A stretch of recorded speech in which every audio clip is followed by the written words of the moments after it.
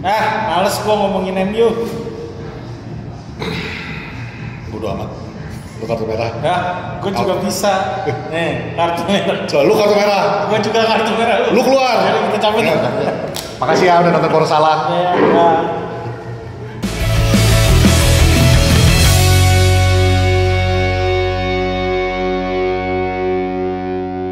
Kembali lagi di Salah bersama saya, Patrick. Dan saya Redmond. Bukan. Redmond. Gua suka itu, soalnya gua nggak mau berasa jadi jadi kayak Eminem. Eminem itu sebenarnya dari nama gua. Eminem. Gue bisa nge-rap coy. Boleh gak lu kartu merahin gue lagi? Gue bikin cabut aja tuh. Ya udah gue sendirian. Emang apa? Tadi Redmond. Redmond. Kan gue kan Eminem tuh ngikutin nama gue. Oh gitu. Eminem. Eminem. Oh iya. Yang lu bilang apa siapa? Enggak, siapa aja sih komen? Lu udah cukup Doraemon, got to collect them all. Gue tadi Emon dong. Gue mau pakai Doraemon kalau kita lagi menang. Enggak, Pokemon aja. Gitu. Pokemon. Jangan dikasih ide dong.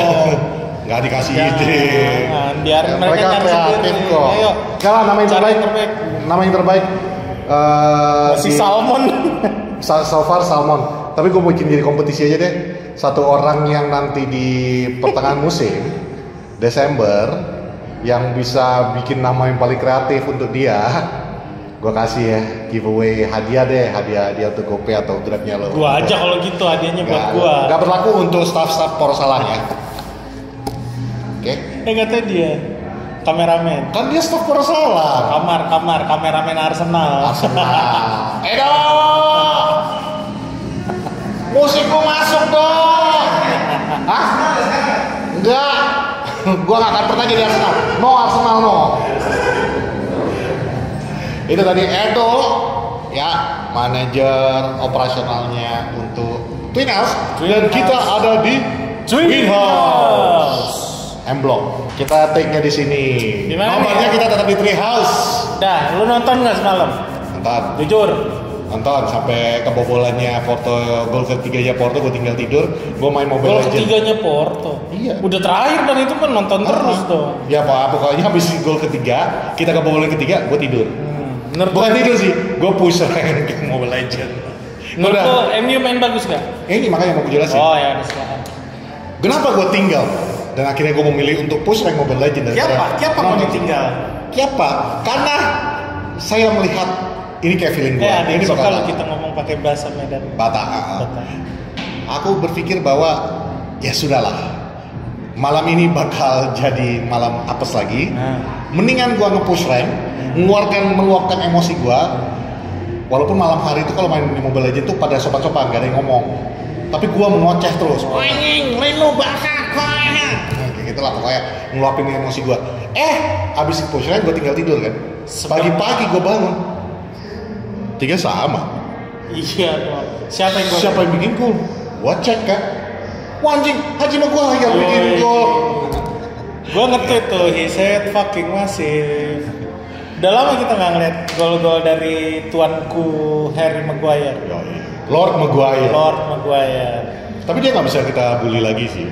Memang udah nggak bisa karena begitu dia masuk, permainan berubah total, defense jadi bagus. Nggak bisa lu bilang, Minpor kita bilang di saat tim sedang mengejar 1 gol menyamakan kedudukan, itu Minpor tidur berarti. Itu Minpor. Erik Ten Hag malah masukkan 2 defender katanya kan. Karena habis itu dia ralat. Begitu gol ketiga, ternyata berpengaruh. Ingat gak yang gua review kemarin? Kalau Porto itu ngandelin long pass karena memang mereka punya pelari cepat dan terbukti di tengah tuh nggak ada kontes sama sekali. Kalau lo bilang kita tuh kalau tengah kagak ada bro, lu nonton di mana? Di tengah tuh di skip. Jadi emang gak ada siapa-siapa di tengah. Enggak, maksud gue Eriksen sama Casemiro lebih nyaman bermain karena gak ada pertarungan di lini tengah. Semua di bypass ke depan. Kalaupun ada ya karena emang mau alirin bola aja. Memang betul, nggak ada duel di tengah. Kenapa?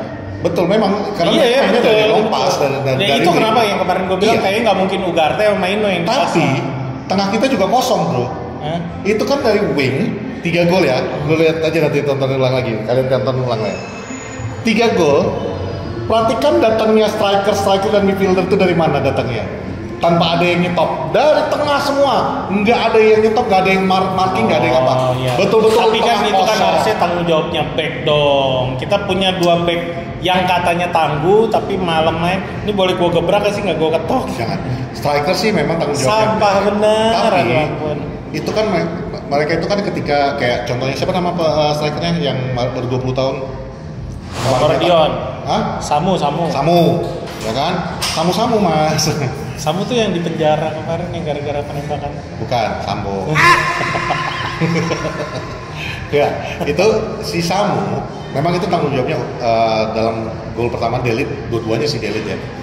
Delit yang punya tanggung jawab untuk man marking dia. Tapi problemnya, yang pemain-pemain midnya Porto itu kan ikutan masuk di edge of the box kan. Pepe kenceng mainnya Pepe. Nah itu yang seharusnya tidak dibiarkan berada di dalam arealnya itulah. Salah siapa kayaknya tahu? Ya itu tengahnya kosong terus. Ya, Ten Hag, entah apa maksud kau le? Ya kan dari musim lalu udah kami bilang tengah kok kosong sampai Ruud siapa waktu itu Ruud Gullit pernah ngomong sama kau ya. Apa maksud kau biarkan tengah kosong? Kau jawab emang ku sengaja. Kalau ini apalagi jawaban kau? Kau beli Ugarte buat apa? Kutayalah kau. Ya, tapi kan dia masang Casemiro sama Eriksen berhasil. Kita dapat 2 gol pertama ya karena efektif dua-duanya. Ya, cuman kalau gue bilang semalam itu tengahnya goblok-goblok banget, ya karena emang kalah cepet, kalah tenaga. Tapi kalau secara aliran bola ya lancar. Kalau permainan MU-nya sih gue nggak terlalu protes. Maksudnya jelas nih, gue tahu apa yang lo mau mainkan. Lo pengen balik lagi main dari wing counter attack dan ya reaktif football. Soal itu saya betul-betul reaktif football. Jadi kalau dibilang apakah ada pola, ya sebenarnya kalau dia reaktif football. Dan gua rasa MU juga mainnya kolektif bagus, emang nyerang bareng, bertahan bareng. Dan bahkan Rashford juga ikut turun ke belakang kan, ikut turun membantu pertahanan di belakang. Tapi ya our biggest problem kalau menurut gua dari pertandingan malam. Dan there's nothing wrong with Diogo Dalot. Dia nggak nyaman main di back kiri. Udah sesimpel itu. Udah jelas. Ya, gue tuh sampai mikir ini 3-3-nya golnya kita betul-betul dari sisi kirinya kita, sisi kanannya Porto, mereka masuk crossing ke tengah, heading, kelar. Ya, so the problem is bagi gue salah satu problemnya bukan cuma satu. One of the problem is Diogo Dalot. Nah, kenapa enggak? Kenapa tidak? Lek Ten Hagku sayangku, cintaku abadiku, ya. Botakku. Nah, kenapa kau nggak kau kurang-kurangi keras kepala kau itu, ya? Nggak kau coba. Kau coba pasang rambut palsu. Kau tidak. Jadi cakep. Kau Enggak. Seriusnya. Kenapa nggak kau coba? Mas Rawi kan bisa main di back kiri ya. Aku sampai ku cek lah highlight Bayern Munich ya kan. Terbiasa dia main. Adanya dia main di kiri. Bagusnya dia main di kiri. Daripada kau paksakan Dalot main di kanan, di kiri, kau biarkan dia main di kanan. Mas Rawi, kau coba dulu di kiri. Apalah jeleknya? Coba lah satu kali. Tes aja dulu sekali ya kan. Kemarin harus itu lawan Barnsley itu bisa dicoba. Hari Amas saja berani kau tahu. Bukan Hari Amas, siapa? Toby Collier aja berani kau tes. Masa nggak berani kau tes kayak gitu, Len? Ya, tes dulu itulah sekali. problemnya. Kalau gue bilang pelatih kita ini nggak mau keluar dari zona nyaman. Kok gue jadi? Kau orang Manado, kamu Manado aja kau. Nggak usah ikut-ikutan kau Batak. Ya intinya. Jatuhnya rasis nanti, Len. Oh ya, oke. Intinya Ten Hag masih nggak mau keluar dari zona nyamannya kalau gue bilang. Yes. Untuk tipikal pelatih berkelas yang udah ngebawa tim kayak Ajax juara bolak-balik back to back, kenapa nggak dicoba gitu kan? Ini pemain kita juga bukan pemain-pemain sembarangan gitu. Kalau emang mau di push untuk switch invert masih bisa lah gitu. Karena gini Ten Hag ya. Intinya, kau bisa mainkan Casemiro jadi back, kenapa tidak? Enggak, maksudnya dia berani. Musim lalu iya, maksud dia berani. Kenapa enggak yang orang yang udah terbukti biasa main di kiri. Nah, kontes itu. Nah, sekarang gini aja logikanya ya. Kau ini posisinya sekarang ini kau udah paling dasar Kau tahu lantai dasar, kau di basementnya kau sekarang ini. Udah. Jadi nggak mungkin kau lebih parah daripada ini. Lantai 21 itu kalau di Eropa itu. Aduh. Enggak, kau ini lantai ground floor, kau udah di basement nih. Basement 3 lagi, ya kan? Jadi udah nggak mungkin kau lebih turun lagi dari itu. Turun dari itu kau udah neraka, Wan. Ya. Nah, jadi kau tes aja dulu. Minimal naik jadi basement 2, basement 1, ya kan? Mana tahu tiba-tiba bisa naik ke lantai 21. Di Liga 12. Di Eropa 21 itu cuma dibalik-balik aja itu. Aduh ampun. Ya, 12 sama 13 kan sih kita? 12 sama 13 sih. Ya pokoknya 2 poin Liga? aja. 2 poin aja. MU. Nah, 2 poin. 12 jadi, ya 12. Jadi kau butuh untuk auto lolos 13 poin lagi lah. Ya. Entah dari mana kau dapatkan itu. Ya, 13 poin karena 15 poin udah pasti otomatis lolos. Posisi lagi harap-harap cemas, sedangkan pertandingan mendatang itu Aston Villa, Brentford, Fenerbahce. Nah, Fenerbahce kau harus menang, Le. Berat itu. Wah. Nggak, harus menang kan supaya naik ke atas. Nggak, kau tengok misalnya dihajar sama si Fred. Tapi kemarin Fred langsung kartu kuning. Iya, bodoh amat. Gua ngeliat highlightnya sih, lah dia balik ke setelan pabrik. Jelek. Ya berharap aja nanti kita kayak gitu. Ya, sama Bruno kau kasih libur lah itu ke Kutub Selatan gitu. Wah, kau ampun. Ten Hag, kau ibaratnya gini lah. Kalau kita laki-laki ya, laki-laki suka sama perempuan, baca-baca kode ya. Kira-kira cewek itu mau ngomong gitu ya kan, kasihnya lah harapan ya kan. Dek, kau besok ngapain dek? Kalau dibilangnya sibuk, nggak ada harapan kau. Nggak ada. Tapi kalau dibilangnya nggak ngapa-ngapain sih bang, ada kesempatan ya kan pak, masuk ya kan. Kau bacalah kode dari Bruno. Udah di Liga dibikinnya kartu merah, kemarin bikinnya kartu merah. Udah capek kawan. Orang itu nanti ku bilang nggak sensitif, kau nggak peka kau. Orang itu kalau misalnya mau macam-macam, mau back to back itu menang. Piala, trofi. Lah ini kartu merah back to back. Kapten pula kau. Artinya dia udah capek, Wak. Kau istirahatkan dulu Lek Bruno itu ya. Biar dia okup aja dulu ya kan, pijit-pijit biar seger sedikit ya kan. Tapi udah cukup ngeledek MU-nya karena emang udah dihujat juga satu dunia. Kemarin kita agak ngomong sisi positifnya. Gak ada gue mujat. Enggak, maksudnya di timeline gua. Ini pemain busuk, pemain apa, pemain lalu. Yang lu follow sampah. Enggak lah, banyak lah. Yang hujat mereka the cop gitu. Itu aja. Kita ngomong yang baik-baiknya. Rasi gimana menurut Wah, keren bos. Gokil. Goks. Banyak yang bilang Rashford ini bahkan di postingan tweet gua banyak yang bilang Rashford balik ke Stamford Pabrik. Kita nggak tahu aku ya. Entah nonton pertandingan yang sama, entah enggak kita. Ya, kadang-kadang dia nggak turun. Oke, kuakuin. Tapi pada saat dia memang bisa turun, dia turun bantu kok ya kan. Nggak bisa kita mengharapkan orang pemalas tiba-tiba jadi 100% rajin tiap hari datang pelan-pelan progresnya itu ya. Intinya dia mau turun, ada beberapa kali. Kalau kau tengok ada warna hitam, dia rasa ya kan. Pokoknya kau tengok ada pemain warna kulit hitam lari ke bawah, Malaysia kan belum balik. Ya itu berarti Rashford itu. Tapi ini juga sih Pet, kalau menurut gua dia bisa proving tadi malam itu karena memang yang gue bilang karena mereka ngandelin long pass, mereka main cepet, nggak dikitakan juga ya, maksudnya main 1-2 tapi long pass, 1-2 long pass. Akhirnya beberapa kali winger kita sendirian, nggak terkawal. Nah itu kenapa Rasi juga pede karena itu makanan dia kan, maju terus, goreng sedikit masuk ke dalam dan gol pertama goks abis. Bahkan gua lanjutin ya, bahkan Garnacho ketika masuk menggantikan Rashford itu masih di terbuka, dia banyak shoot loh, 7 shoot ya. Betul, tapi disitulah kalau kalian bilang Rashford tuh balik ke Stamford Pabrik, itu yang aku bilang kemarin. Ketika Rashford main di babak pertama itu, ya itu lu lihat gol pertama Rashford masuk dengan cara yang dulu, tapi efektif karena ya itu betul, karena mereka nggak mengawal kembali lagi kan. Gol ke Højlund.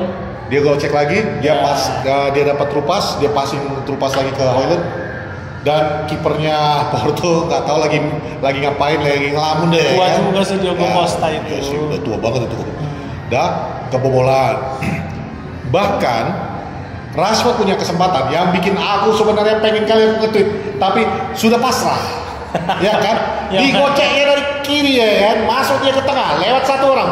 Kusaka lah kawan, tembak lah kawan. Tak ditembaknya, gorengnya sekali lagi. Tak ditembaknya juga. Terakhir udah ngumpul semuanya, baru dicobanya tembak. Ada aja kok. Padahal di situ ada Bruno, harusnya dilepas aja gitu ya. Either Bruno mau umpan ke Højlund atau ada pilihan. Mungkin karena itu Bruno males lah kemana mau call kan. Bikin kartu merah aja, pulang lagu. Ya intinya etalase yang ditampilkan sama Rashford itu bagus. Højlund, menurut lo? Højlund is a striker. Wah, akhirnya kita punya striker. Højlund adalah yang kita butuhkan. Tapi aku tahu kau suka sama Højlund. Tapi instingnya ini masih harus dipertajam. Ya, belajar dong. Seenggaknya dia udah upgrade. Betul. Ya kayak Rashford juga ini kan lagi. Dan ditambah lagi, kalau aku bilang dia kadang-kadang visinya itu tidak terlalu lebar. Ketika ya wajar lah striker ya. Ketika dia udah pegang bola, otaknya memang satu aja. Cuman awak bikin gol ya kan. Padahal kalau diintipnya sebelah kiri dikit kemarin ada Garna, ya kan? Intipnya sebelah kanan dikit itu udah masuk lagi si Mas Rui ke dalam. Jadi ada dua chance kalau gua nggak salah dia yang ibaratnya lu punya. Mas Rui, aku suka sama kau, ya. Tapi kau back bos. Jangan kau coba tenang dari jauh. Kau juga dalot dari tengah. Iya sekali dalot. Justru yang menurun yang gue berharap banget Rasi udah bagus kayak gitu. Kita udah unggul 2 gol. Gue sampai ke kita gol ke menit 20 sampai menit ke 25 itu gue nggak ngelihat Ahmad tuh step up. Enggak. Tadi gue sempat ngobrol sama teman kita. Oh, sama Ahmad. Sama Ahmad kok. Enggak beda lah teman kita itu di situ. Oh, ini tuh. Oh, ini jadi keterusan terus ya. Intinya memang orang Batak itu suka kayak gitu lah. Ya, intinya bikin lagi. Kayaknya. Sekarang dia yang suka motong-motong gue nih. Aduh. Intinya kayaknya semua pemain mempelajari video United dan tahu gimana cara handle Amad Diallo. Ya. Posisi dia begini ya. Nah, basically biasanya back itu begini. Nah, kemarin itu Amad ditutup di depan sini yang which is dia kan biasa bermain kan kiri drive in, atau cutting gitu ya. Nah, begitu dijaga begini, mati itu anak. Makanya gue bilang ya, serius mati? Iya ya mendingan daripada back kita almarhum. Sebel gue, gampang banget nyerahin gol. Ya maksud gue Ahmad harus cari cara gimana dia bisa menemukan lagi bukan permainan terbaiknya, permainan ternyamannya gitu. Kalau dari awal musim dia berhasil karena mungkin ya belum ada video dia bisa main kayak begitu kan. Ya sekarang semua udah tonton, even sekelas Porto, gue nggak bilang Porto itu jelek ya, itu semalam main bagus juga. Porto bagus. Cuman emang pelari semua. Nah, Ahmad ditutup kayak gitu mati. Coba bayangin kita lawan Brentford, lawan Aston Villa, kelar. Itu maksud gue. Ngomong-ngomong Porto itu dulu yang ini kan? Yang terakhir gol kita ke Porto itu tahun 2009, gol Ronaldo yang putar balik. Itu pun nggak menang. 1-0. Iya. Kau nonton di mana? Enggak, aku teringatnya yang Jose Mourinho lari-lari di Old Trafford lah. Jose Mourinho Porto maksudnya 2003 itu. Enggak lah, kasus Porto yang paling tenar itulah yang dia nembak di mall. Hah? Oh itu Parto. Parto. Kan kau sudah aku Siap. Siap. Oke. Udahlah, jadi conclusion aja. Conclusion? Dengan hasil 3-3 ini menurut lu gimana, Pep? boleh jumpa serapa nggak di sini? Kalau boleh, itulah isinya ya. Nah, jujur aja. Kita urutan 21 ya, pokoknya harus. It's not good enough. Itu aja. Udah red alert karena yang satu grup sama dia itu udah hampir semua ngerasain menang, kecuali memang yang pot 3, pot 4 kan emang ya tim-tim semenjana gitu kayak Bodo Glimt aja menang cuy. Kemarin. Nah maksud gua lawan Fenerbahce mau nggak mau Ten Hag harus cari cara supaya Manchester United. Karena jeleknya di sistem liga bagi yang ntar dulu. Fenerbahce masih Ten Hag. Enggak, maksud aku kan gini. Bagi teman-teman yang nggak ngerti sistem format liganya di UEL ini dan UCL juga. Swiss League. Ya, Jadi itu tidak selamanya tidak ada home and away. Ya. Jadi ya udah kemarin kita seri lawan Porto ya udah itulah skor kita ya kan. Cuman memang dibagi ada 4 home, ada 4 away. Ada 4 away, tapi ya udah kan kemarin kita berbagian 1 away-nya kita. Dan bagi gua seri di away itu sebenarnya nggak apa-apa. Cuman karena melihat kemarin itu sebenarnya kita udah bisa memenangkan pertandingan. Makin gede kan gitu. Sebenarnya 1 poin away itu udah harus menang gitu. Udah bagus sih. Cuman ya ini sekarang berarti target lu adalah Fenerbahce karena kita sekarang ini harus menargetkan mereka-mereka yang mempunyai potensi lolos itu yang harus dikalahkan. Dan itu away pula. Ya cemana lagi ya kan? Itu udah takdirnya. Away udah pula. Tarikan daripada intinya kan? 4-5 pertandingan ke depan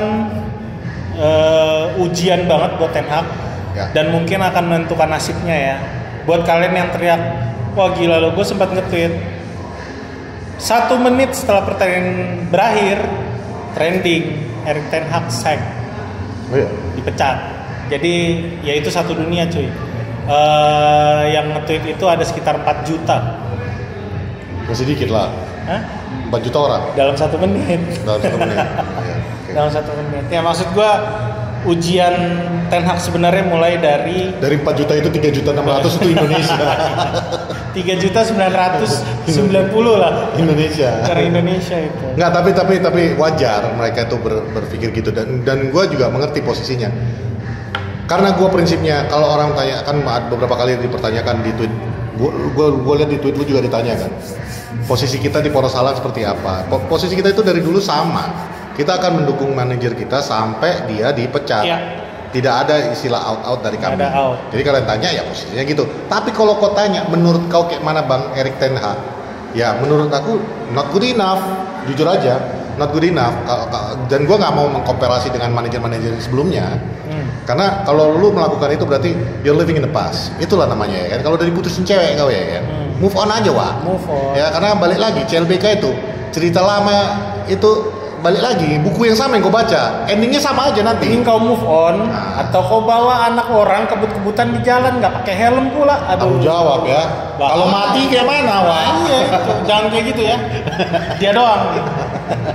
Nggak, kalau prinsip aku kalau tengok cantik aku tahu nggak, Wak? Tanggung jawab. Tablet kecil ya. Taker bos. Nggak, tapi nggak lah. Oke, sedikit aja sebelum kita ke Aston Villa. Menurut lu kalau memang amit-amit nggak boleh ketuk ini ya karena kemarin gua sama kamera nggak apa-apa kalau ini nggak apa-apa. Oh ya, amit-amit gitu ya. Menurut lu kalau ini pertanyaan banyak pasti di tweet lu ada, di tweet gua ada, di Instagram ada, Minport juga pasti ditanya siapa yang pantas nggantiin Ten Hag? Menurut gua ya 3 orang aja. 3 orang. 3 orang. Nama teratas. Yang pasti Ruud van Nistelrooy. Oke, itu udah pasti. Ya. Yang kedua, yang harapan gua. Ya. Ole Gunnar Solskjaer. Ole Gunnar, lu mau taruh lagi? Aduh. Baru aja aku bilang nggak usah ngomong. Iya. Cerita lama. Oke, ya. lanjut. Ketiga. Nggak, gua kalau Ole itu ya gua masih yakin dia sebenarnya ada sesuatu yang mau dikasihnya. Mungkin itu nostalgia. Nanti kita bahas di episode lain. Oke, yang ketiga. Gua pengennya sih jujur walaupun tidak akan mungkin terjadi. Klopp. Arsenal ketawa, kurang ajar kau. Iya iyalah. Walaupun gue tahu sih nggak bakal. Lu tanya gue. Ntar dulu, gue tahu nggak bakal terjadi Jurgen Klopp. Dia nggak bakal mau. Ya, tapi namanya kita kan fans United ini terkenal halu ya kan. Dan prinsip aku, halu itu jangan nanggung ya kan. Kalau gue lihat di luar yang udah di list ya sama orang-orang, tapi ini juga belum. Ada nih, jangan Ole deh. Nah, siapa? Simone Inzaghi. Oh iya, oke. Boleh lah. Oke, ternyata setelah gua cek ada 2 pelatih top yang saat ini belum bekerja. Kau bilang Pochettino, aku lempar kau pakai. Bukan. Dia bekerja tapi dia buat timnas, tapi masih bisa lah di nego lah. ST. Jangan nanti Manchester United dinaturalisasi lagi. Aduh. Pemain-pemain keturunan Belanda aja yang boleh masuk. Julian Nagelsmann. Oke, Edin Terzic. Sama-sama gue pengen lagi Jose Mourinho masuk. Kan sama aja, ada satu itu. Iya, gue termasuk yang kecewa ketika Jose keluar. Okay. Itulah.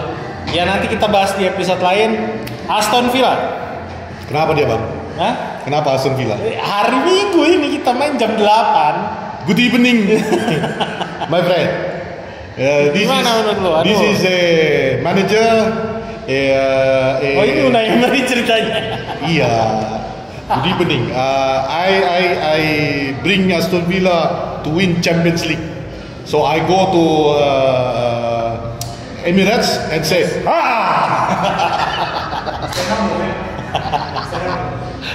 Stay humble. Maksudnya apa? Itu City. Oh. Ya, kalian Arsenal kalau saya ikut-ikutan stay humble. Yeah. Ya. Itu nanti Uni Emery begitu dia angkat piala trofi kuping gajah itu ya kan. Diangkatnya kayak gini. Dia sambil gini-gini. Dia belakangin badannya kan, di posnan dia ya kan. Terus di belakangnya itu tulisan Arsenal bye bye katanya. Tahu? Gue lagi fokus ngeliatin catatan gue. Oh. Tapi Unai Emery, kan belum selesai. Unai Emery menurut gua he's done something brilliant di Aston Villa. 2 musim terakhir ini dia berhasil mengangkat Aston Villa yang notabene belum lama yang kemarin mereka baru promosi Premier League ya. Dan tahu dia. Dan sekarang mereka kemarin baru mengalahkan Bayern Munich di gol awal dan mereka berhasil bertahan dengan skor 1-0 itu. Walaupun Bayern Munich pelatihnya adalah Vincent Kompany yang klubnya tahun lalu degradasi. Sorry, no. Tapi ya menurut gua berantakan Bayern Munich ketika lawan ya satu penonton terlalu berisik kemarin. Gua baru itu ngelihat Lims tuh crowdnya si supporter itu yang depan-depan hampir semua buka baju cuy. Gak dingin apa ya? Iya makanya gue bilang gila. Pokoknya mentalitas buat mereka mereka harus menang. Aston Villa harus menang lawan klub Eropa yang udah terkenal. Itu harus terjadi dan itu terbukti. Ya. Pemain-pemainnya nggak ada capeknya lah. Dan ya di sisi si Aston Villanya emang nggak mau kalah. Kedua Bayern Munchen hancur lebur mainnya. Jamal Musiala nggak kelihatan, banyak lah gitu loh. Jadi Harry Kane kelihatan nggak? Harry Kane kelihatan? Kagak kelihatan. Makanya gue bilang bagus. Nah catatan gue. Kameramen barusan bilang gini, peace man. Unai Emery, rekor dia lawan Ten Hag itu 1 kali seri, 1 kali menang, 4 kali kalah. That's why gue bilang ada harapan kita lawan Aston Villa tuh bisa aja menang. Yes. Tapi memang ada beberapa pemain yang harus dilihat kayak John Duran, Oli Watkins udah mulai ketemu lagi nih sentuhannya. Dan kalau gue lihat di sini dia pergantian terakhir kali kita di Villa Park kita menang kan? Yeah. Kita menang skor 2-1. Nah dulu di belakang itu ada Matty Cash, Clement Lenglet, Alex Moreno. Yang sekarang di loan ke Nottingham Forest. Tapi sekarang dia ada Pau Torres. Yes. Udah nemu lagi yang dulu kita sempat incer kan, pengen banget Pau Torres. Kenapa nggak dapet Pau Torres? Ada Lucas Digne, Esri Konsa, terus di tengah ada Douglas Luiz sama Boubacar Kamara sekarang diganti. Di tengah itu kemarin itu Douglas Luiz sama Boubacar. Douglas Luiz kan ke Juve kan ya. Douglas Luiz bukannya petinju ya? Hah? Ini nggak benar nih emang kalau ada ya petinju namanya Douglas Luiz. Gue tahu musuhnya Tison kan. Iya. Tahu gue nonton gue dulu sama bapak gue. Terus sekarang tuh ada Amado Onana sama Yuri Tillmans yang menurut gue mereka kalau dijadiin double pivot so far Aston Villa works banget. Ya. Oli Watkins nggak begitu di awal-awal touch-nya hilang. Dia nggak nyetak gol sama sekali, tapi baru ini 2 pertandingan belakangan bisa nyetak gol karena Yuri Tillmans ternyata sama Amado Onana ini mainnya klop, bukan Jurgen ya.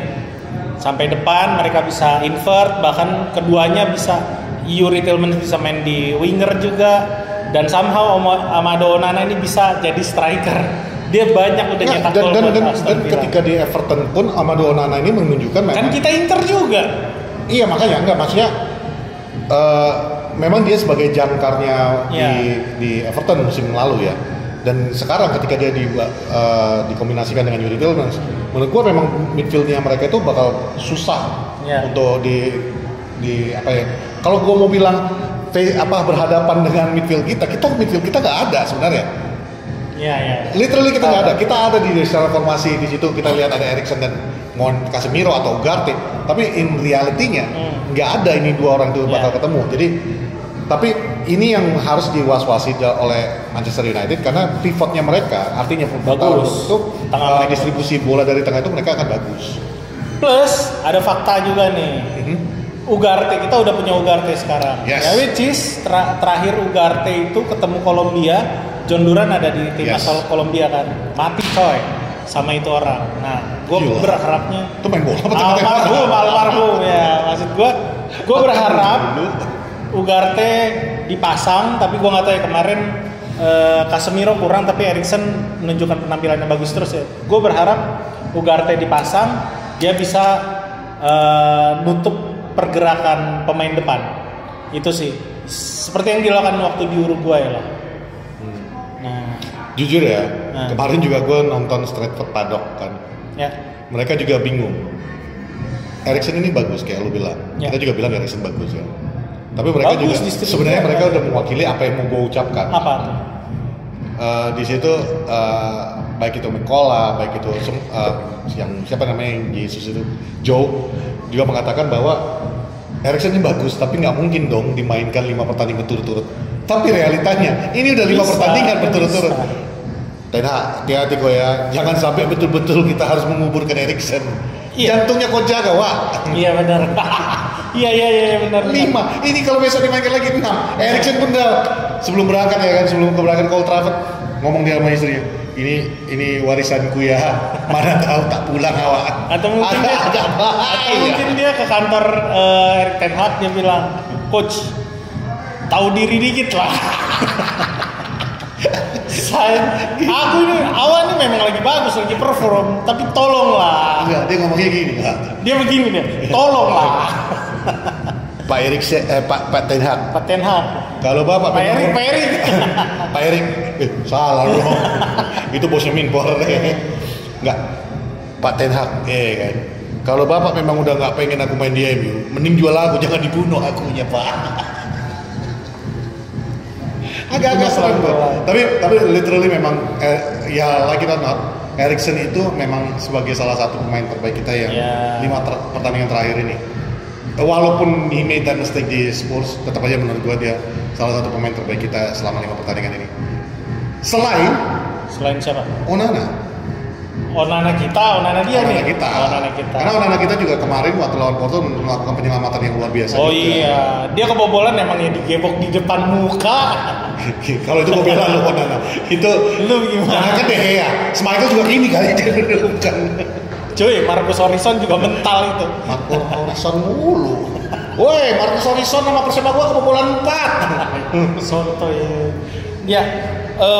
Tambah ini ditambah lagi kenapa penyebab Unai Emery itu kalah terus sama Ten Hag, karena mereka ternyata punya taktik yang sama. Woi, keren kan? 4-2. Sama-sama 4-2-3-1, 4-2-1-3, 4-2-3-1. Mereka sama-sama main medium block. Cuman bedanya sekarang, kalau kita udah bisa mainin Mason Mount, karena kan Bruno istirahat udah pasti kan, bukan istirahat. Belum tentu. Kan nggak jadi kartu merah. Oh iya. Damn. Makanya ini gua masak taruhan ini sama kawan-kawan gua.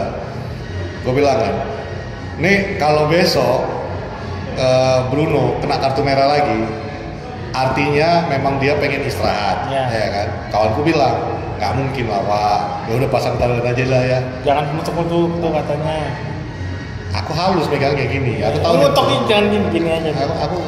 Jadi, ya kan. Kalau sampai dia kartu merah, emang berarti udah mau istirahat aja. Itu aja. Iya. Jadi belum tentu. Walaupun gue tadi off cam juga gue ngomong sama lu kan. Yang gue inginkan itu adalah Zirkzee di posisi Bruno, ya. Di kirinya itu ada Eriksen. Kalaupun nggak Eriksen, lu bisa mainkan si Ugarte atau Mount. Iya. Sorry bukan Mount.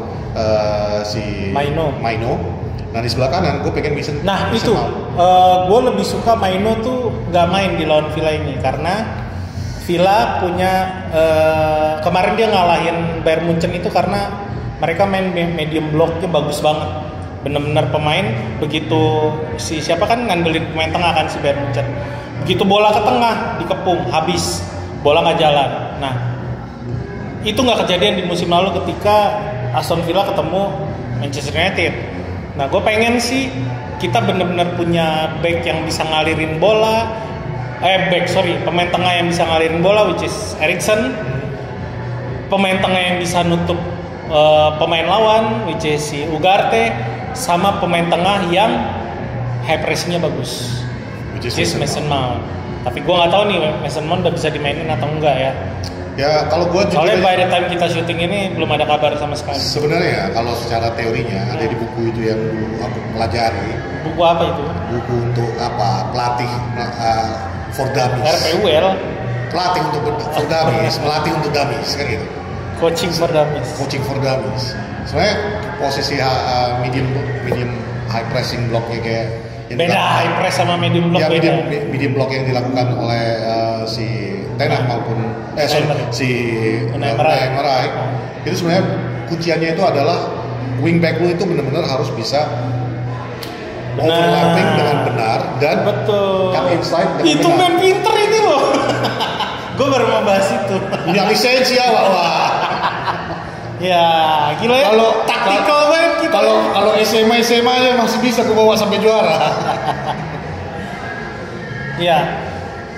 Kuncinya betul kata lo, wingback kita overlappingnya bagus, asalkan ketika kita ke serangan balik karena kan mereka high press kan, wingnya lu harus benar-benar balik. Nah itu aduh takut gua sama Dalo. Jujur ada kelemahan kita besok lawan. Kita Malaysia udah bisa main kan? Belum ada kabar Kamboja, gua yakin bisa. Udah latihan beberapa kali kan? Udah latihan beberapa kali. Ya boleh dicoba lah Malaysia. Enggak, kalau yang buat sebenarnya kelemahan kita besok lawan Aston Villa itu adalah di Amad Diallo dan di Marcus Rashford. Kenapa gue bilang gitu? Karena ketika mereka menahan kita dengan medium blocknya mereka, ya, artinya apa? Lu nggak punya space untuk bergerak banyak. Sementara tipikal Amad Diallo dengan Marcus Rashford adalah mereka yang suka bawa bola di kaki. Ini akan menjadi bumerang.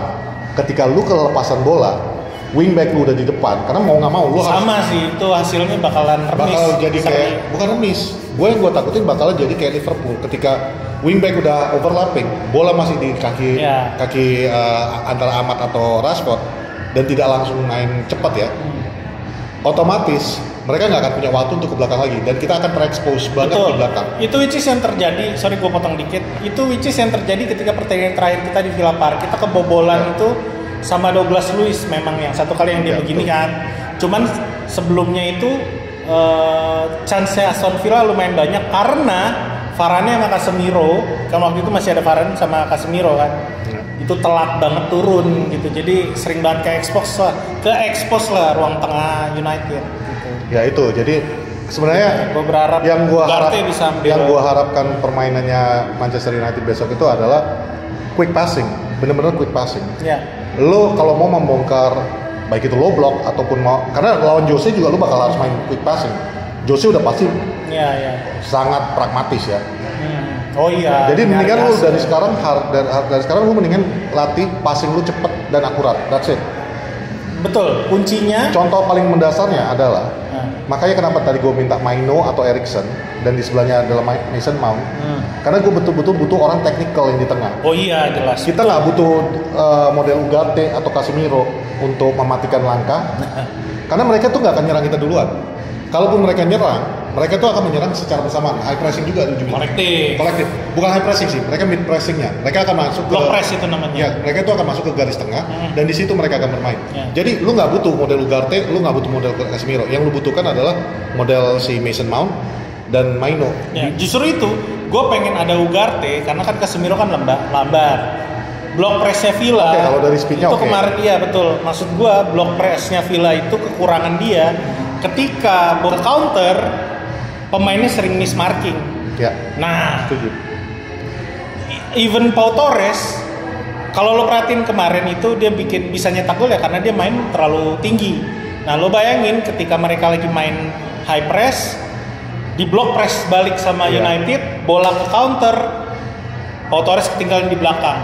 Ya, makanya sebenarnya caranya untuk mengalahkan Villa itu adalah cara-cara Porto, Crystal Palace, siapa lagi yang Liverpool, lu press sampai blok mid lapangan, medium block itu, dan di situ lu main, lu di situ mencuri bola. Iya. It's as simple as that. Harus ada counter. Harus ada curi bola, counter. Kalau kita cuma mau mengandalkan reaktif football lagi, believe me, Erik ten Hag, we're going to lose this one. Lo benar-benar harus lebih aktif untuk menyerang mereka, dan dalam hal untuk pertahanan, you can't leave it betul-betul empty di tengah. Kalau memang lo mau bikin empty di tengah, lo pastikan wingback lo tuh inverted masuk ke dalam. Kalau tidak, forget it. Ditambah, karena lo ngomong lagi kayak gitu, kita udah bisa masuk ke dalam. Cobalah tolong. Ini ada tersisa 1-2 kali latihan ya, which is besok sama hari ini ya mereka latihan. Sekarang hari apa sih? Jumat ya. Itu benar-benar dilatih lah finishing. Besok udah nggak latihan sih. Enggak, mereka lagi latihan nih pasti. Iya. Finishingnya dilatih lah, tolonglah. Nggak mungkin ya mereka 1 kali latihan karena kan perjalanan jauh ya. Enggak. Mereka tinggal hari ini latihan. Kalaupun mereka udah nyampe di Aston Villa, mereka paling cuma pemanasan doang, nggak akan latihan lagi. Kita udah punya Højlund, ada Zirkzee, Rasi udah nemuin touch-nya, bisa dibilang gitu, walaupun kadang-kadang ya malesannya kambuh. Mason Mount yang beberapa kali punya kesempatan di depan gawang. Bruno yang dari dulu kita berharap sepakan dia dari luar kotak penalti itu selalu masuk ya kan. Nah, musim ini tuh yang nggak ada. Maksud gua itu yang dilatih gitu. Daripada lu ngelatih Anthony, ya kan? Bahasa yang paling gampangnya, Mon. Apa tuh? Variasi threat-nya kita, ancaman kita itu tidak banyak. Variasi ancaman kita untuk lawan adalah dari sisi sayap. Betul. Masuk ke dalam. Kalaupun kita dapat corner, itu mungkin sekarang udah mulai menjadi sebuah threat baru ya bagi lawan-lawan. Tapi nggak ada variasi yang lain. Kita hampir tidak ada nendang dari luar kotak penalti. Kita bola mati tidak terlalu efektif. Tidak. Tapi seenggaknya set piece kita jauh lebih baik. Ya, set piece oke. Makanya gue bilang itu tambah variasi. Jadi intinya kalau lu mau membuat manajer lawan bingung cara menghadapi lu, ya like it or not, lu harus bisa bervariasi. Harus banyak ancaman lah. Ancaman iya, dan ancaman yang kita tawarkan. Itu yang dilakukan Garnacho semalam keren loh. Dia 7 shoot on goal ya, dia simple football lah. Itu yang harusnya ya, itu yang dilakukan Ashley Young, Wayne Rooney. Gocek dikit, tembak, gocek dikit, nggak apa-apa, ketahan lama-lama. Udah capek itu Emi Martinez. Kata kuncinya Marcus Rashford, gocek dikit tembak, bukan gocek dikit tambahkan lagi dikit, tambah lagi. Gocek terus ya kan, sampai kawan kau pun tergocek semua. Jadi gocek banyak kau. Itulah intinya itulah, kalau kita emang benar-benar mau curi, dan ini pertandingan yang cukup krusial buat Erik ten Hag. Jangan miss lah, maksud gua. Kalah kau di sini, nggak heran aku kalau satu stadion itu bilang, they're getting sacked in the morning, sacked in the morning, you're getting sacked in the morning. Jangan kejadian lah. Oke, itu aja untuk pada malam ini. Yes. Gua Patrick, dia Salmon. Kok Salmon lagi? Bodoh amat. Dan ini para salah. Hey!